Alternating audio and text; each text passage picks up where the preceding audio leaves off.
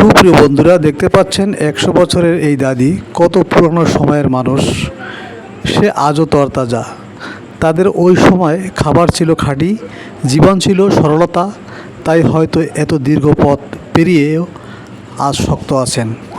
আর আমরা কেমিক্যালের ভিড়ে ব্যস্ত জীবনে হারিয়ে যাচ্ছি ধীরে ধীরে। প্রশ্ন একটাই, আমরা কি পারবো তাদের মতো এমন সুন্দর একটা সময় ছুঁতে? সুপ্রিয় দর্শক, আমরা দোয়া করব ওনাকে যেন আল্লাহ তাআলা আরও নেক হায়াত দান করুক, আমিন।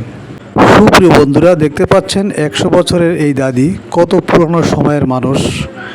সে আজও তরতাজা। তাদের ওই সময় খাবার ছিল খাঁটি, জীবন ছিল সরলতা, তাই হয়তো এত দীর্ঘ পথ পেরিয়েও আজ শক্ত আছেন।